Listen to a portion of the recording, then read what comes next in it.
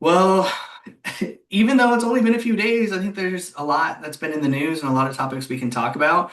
And one topic that continuously is being brought up by constituents in our district, especially the southern part of our district, is carbon capture. So, Lynn, how familiar are you with carbon capture? I mean, I know it's not really something that we deal with right now in the northern part of the district. Right. I've only heard a little bit about carbon capture. I think that's CCS, carbon Mhm. capture and sequestration. Is that what it's Yeah, called? yeah, it is That's about it.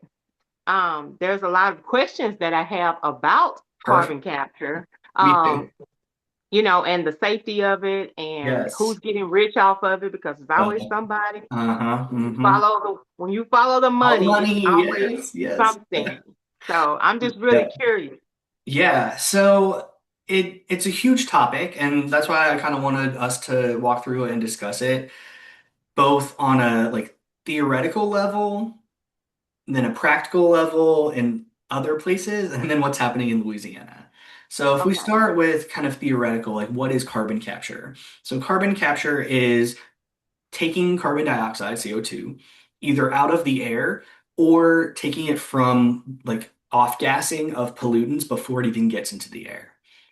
And why is that important? I mean, it's important because if we think about climate change, global warming, if we have too much carbon dioxide in our atmosphere, that impacts how the atmosphere, absorbs and retains heat.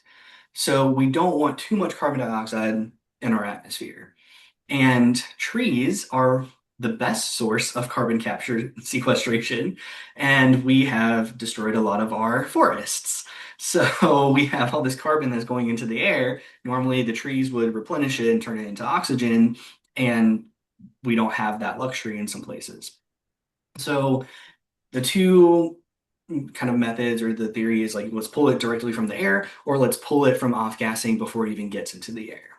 Yeah, so I know that other countries, especially Iceland, is doing this. It's pulling from the air and then turning the carbon dioxide under a really pressurized system into a solid. And so But we're not doing that. That's not what they're trying to that's do not what here we're with doing. this. That's not what we're talking. Okay.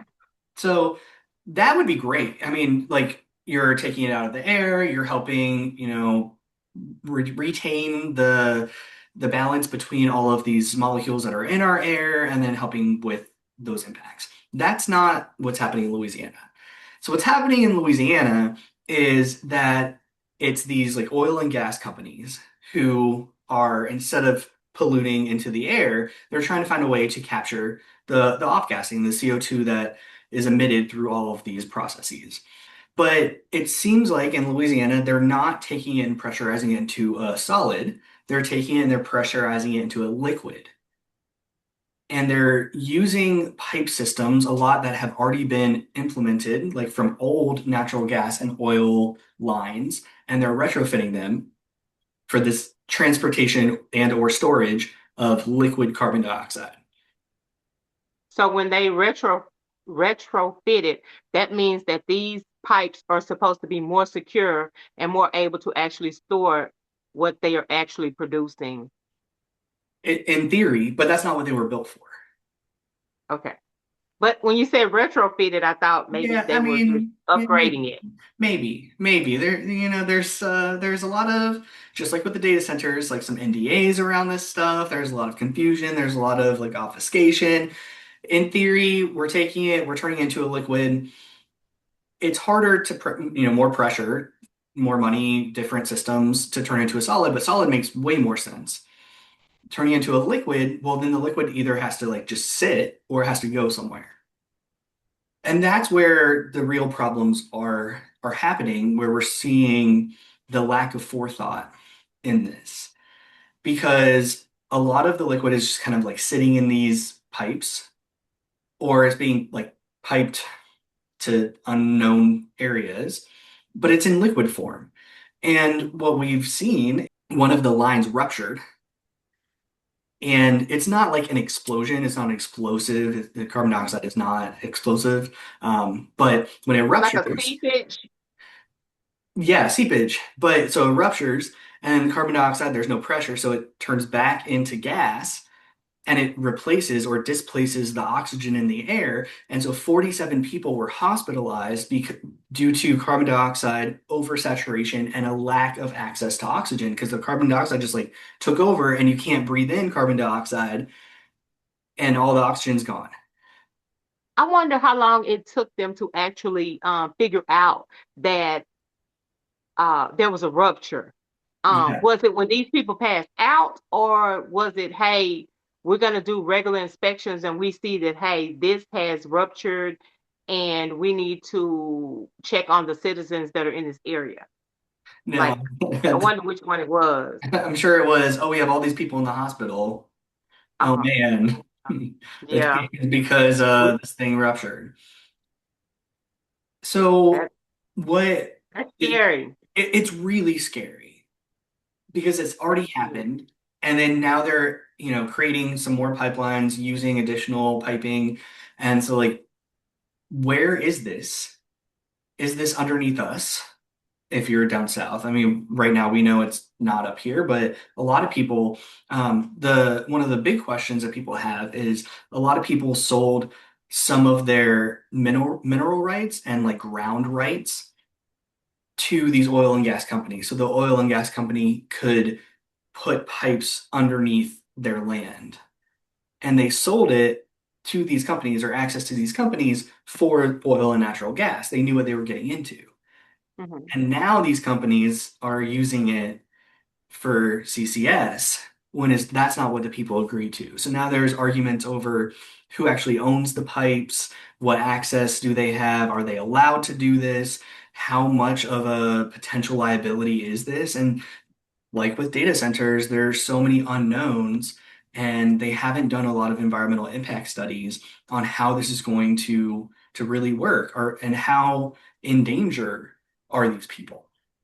And I read something about it well, I read two things actually. One thing saying that there were laws that would not allow them to use eminent domain. Hmm. But almost in the same paragraph, there was something to the effect of eminent domain can be used if. There's Yeah. always an if Yeah. Yes. concerning something dealing with, especially dealing with big companies and the government. There's Yep. always an if or a loophole. Yes. Yeah. And so eminent domain comes into question. Are they able to take your land to install new piping for this? I know, so it's a little tricky. We have two different Mike Johnsons in Louisiana. We have Mhm. the federal Speaker of the House, Mike Johnson, then we have a state rep who is also Mike Johnson. And that Mike Johnson, his area is in the South, and so he has been involved in some of this carbon capture stuff. And yeah, I think part of it is what will the government officials allow? And then how much are these companies going to try to get away with? Mhm. I, my theory is they're going to try and get away with as much as will save them money.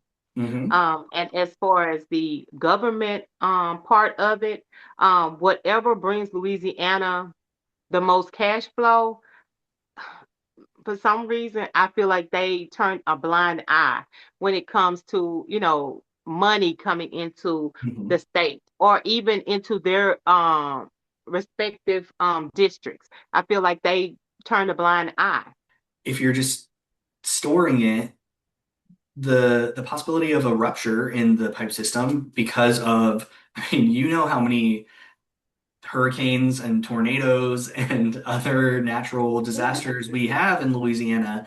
I Yes. mean, just imagine what's going to happen if a hurricane hits in that area and knocks out 2 miles of piping.